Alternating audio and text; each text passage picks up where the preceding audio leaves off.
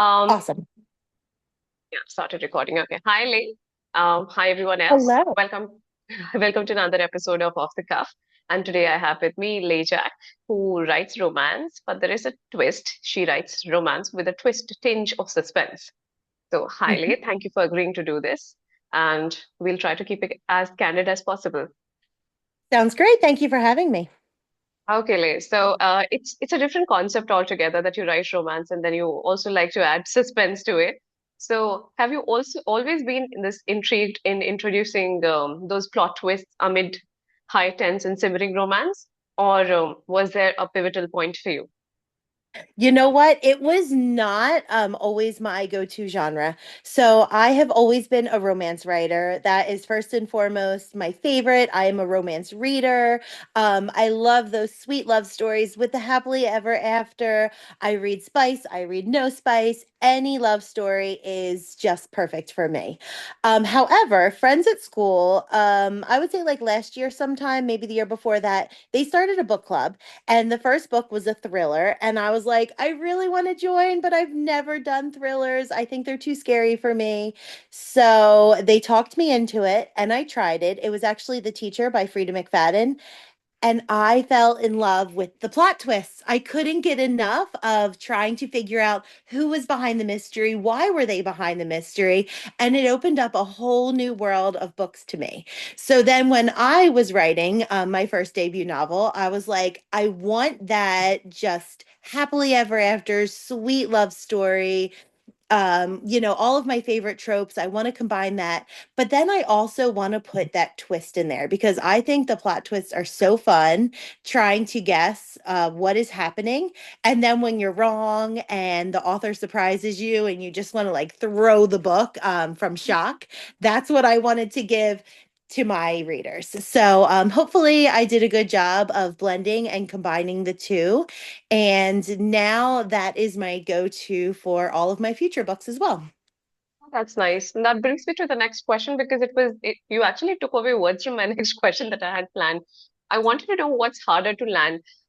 Is it keeping the romance alive amidst a lot of thrilling danger, or is it keeping your readers from throwing away the book across the room when they come across a plot twist? Yes. So, it's so funny. My family and friends are still my very first readers, and I get such mixed reviews. And I feel like it's if you're the romance reader, you're always like, I want more romance. I want more spice. I want more of that. And then my mystery, my thriller readers are like, oh, this is good. I don't care that they're falling in love. I want more of those plot twists. So, I feel like every book though needs to like pick one main genre because when you try and fit into two, you're going to leave readers like disappointed, who like your traditional genre. So, if I had to pick one for my books, I would absolutely say they are romances. The love story is the heart and the meat of the story. And then I always say, like, if it was a cupcake, the romance is the bulk of the cupcake, and then the Nice. mystery is just like the sprinkles on top. It's like that little extra something that makes you excited, keeps the story moving forward, but the main story is for sure the romance. Oh, that's nice. That's nice. I was just checking out your profile, kind of stalking you in order to get more information about you, and I realized Please. we we do have a lot of similarities. I read that you are a mother, you are a teacher. I'm also a teacher, and I also write romance. So, I love them. yeah, so Um, I what yeah, what do you teach? I teach English. English. Okay, awesome. Yes, I teach What do third you and fourth teach? graders. I teach third and fourth graders reading. So, yes, Oh, we are that's very nice. similar. That's amazing. Yes. So, I wanted to ask you, like, I have this problem of mine, which I'll obviously not share here. I'll share maybe later if time permits. But which is the hardest part of finishing a romance novel? Is it, do you have spicy scenes, simmering romance in your book? So my books so far have been very closed door romance. I'm not to say that a future book won't have those spicy scenes, but for the first series, it's called the Heart series. It is very closed door.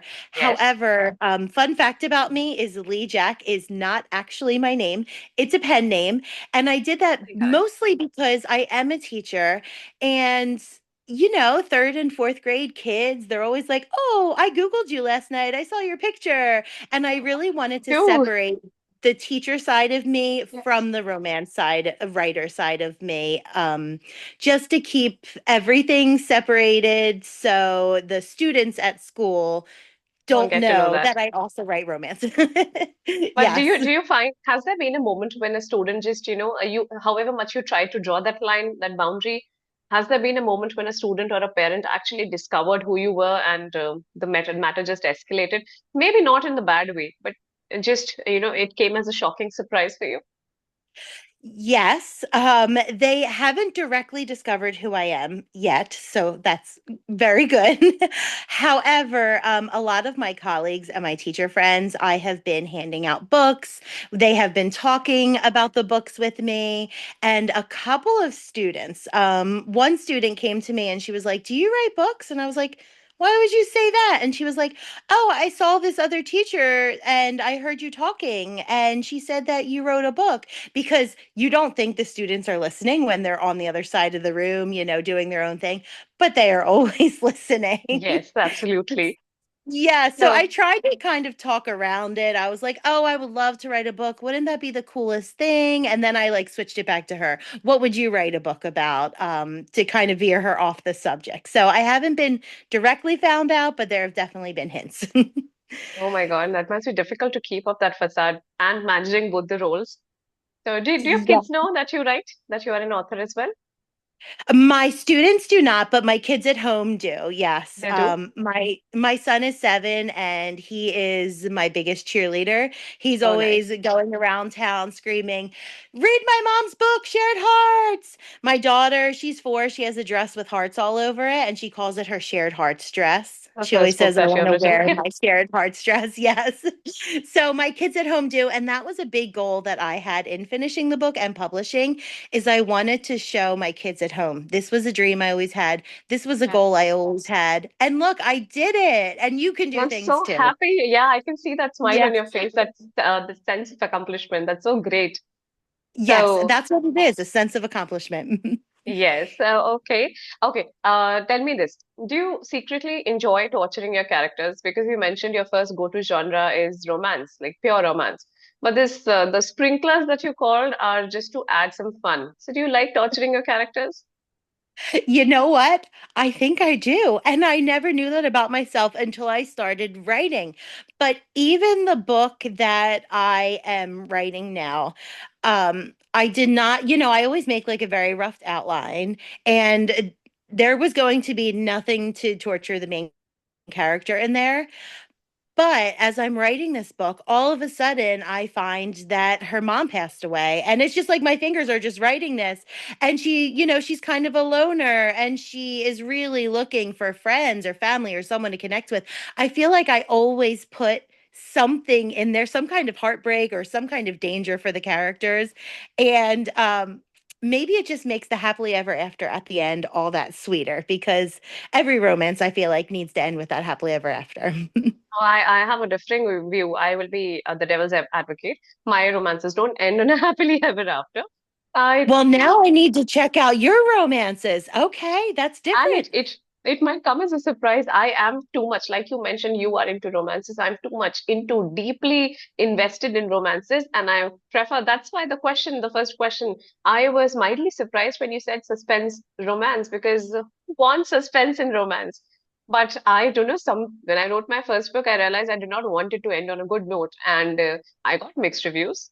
But that didn't bother me. It was very, very surprising for me as well.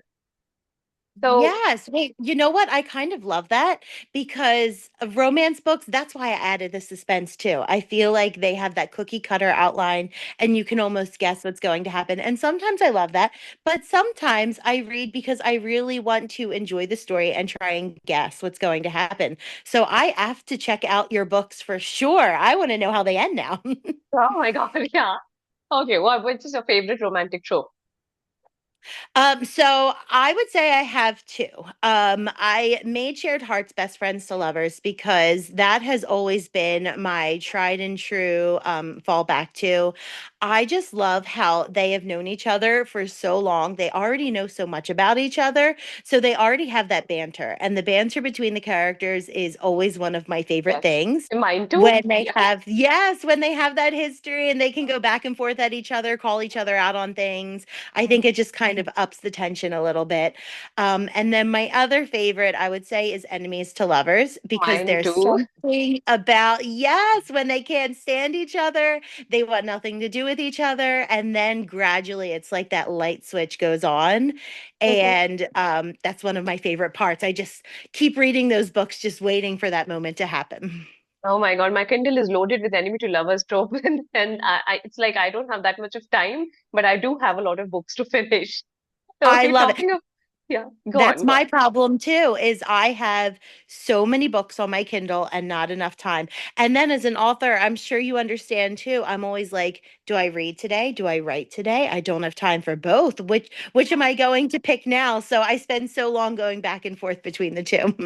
But it is really, really worth appreciation that you released your book last year and you are ready to release the second one in April. It's releasing on 8th of April, right? Yes, April 8th is the second in the Heart series. So Shared Hearts is the first. It follows Chasing Hearts. May. Yeah, she's one of the sisters. And then Chasing Hearts follows her sister, Lily. It's so exciting. And Chasing Hearts is enemies to lovers, workplace Oh my romance, God, that I forced have to check that out. proximity. Yes, it actually, Shared Hearts always has a special place, in my heart because it's my first debut First novel. book, yes. But now, I guess since I'm in so much of the Chasing Hearts realm, I feel like it's become my favorite. I just love the enemies to lovers. Oh, nice. Now that you've obviously if Chasing Hearts is releasing in April, you might have already gone through the plot drill, proofreading so many times that the plot would be stuck in your head like a loop. Yes. Yes. And you would think I would be able to just talk about it so nicely, but I still feel myself stumbling over my words. I think it's because I am so invested in the plot and I'm like, how do I describe it to someone else in the best way possible? But yes, it's very much in my head right now. So on that note, I'll ask you this last bit. Um, Imagine you get to live in one of your books, the two books that you have. If you were to live inside one of the books, what would you do? It's an easy question, I promise. So not a No, long I like scenario. it. So what are you going to do, like as a character, as Leigh Jack? Are you going to run towards romance, or are you going to run away from danger? Oh, that is a great question. If I was climbing into a book, I think that I would climb into May's book, Shared Hearts, because I did put a lot of myself into her. She's a teacher as well. She's a type 1 Nice. diabetic, same as me. She loves getting her nails done. She loves going shopping, and all of her favorite things, they go out to dinner a couple times, are some of my favorite things as well. So I think I would climb into Shared Hearts. I would hang out with May since we are very similar. We like a lot of the same things. And then I would push her to that romance and that happily ever after. And since I know who is behind it and who's after her, I would steer her away from that danger. So you're going to be the sidekick. What if you were the main character? What if you were May? Oh, if I was May, well, listen, I am a scaredy cat for sure. And someone is after her in the book. They break into her house, they break into her car, they break into her classroom. Oh, I hmm. don't know if I would be able to handle it as well as she can. I love writing that strong female character that, doesn't let fear stop her. But I am very much scared of everything. So I think I would be hiding in my bed. Oh my God. And then I would pray that when you're hiding in your bed, you get your love interest sitting by your side, giving you soup and then trying to protect you. Yes, yes, because Pierce is her best friend and she does run to him and his house a lot. So that's what I would do. I would head to Pierce's house and I would not Yeah. leave until someone else solves the mystery because I don't think I would be out there solving it like May is. But it's nice. It's nice to know someone loves romance as much as I do. And it's Yes, also so great to fun. know that Shared Hearts actually shares a part of your literally soul in the book because you have a twinning character there as well. So I would give it a try. And thank you, Leigh. Thank you for joining and thank you for agreeing to do this with me. Thank you so much. It was so nice meeting you and chatting with you. I have a goal now to check out your books because I want to see your endings more than Oh anything. my So God. I'll Please do look not forward leave to a it. bad review. You can personally tell me how much you disliked it, but please do not leave a bad review. No, I would absolutely never. I know how much reviews mean, and reviews mean so much to me as well. So no, definitely not. But I am absolutely looking forward to it. I Okay, might thank you. send you some Yeah, some emojis at the end after I finish. sure, do that. Okay, Leigh, then that's a wrap up for today's episode. Maybe we'll connect again once more because I would be interested talking to you about genres in general. You seem to have a good taste in spicy romances, so I would like to take some suggestions. I would absolutely love to chat about that for sure. I would love to connect with you again. Okay, thank you so much. You have a Thank great you.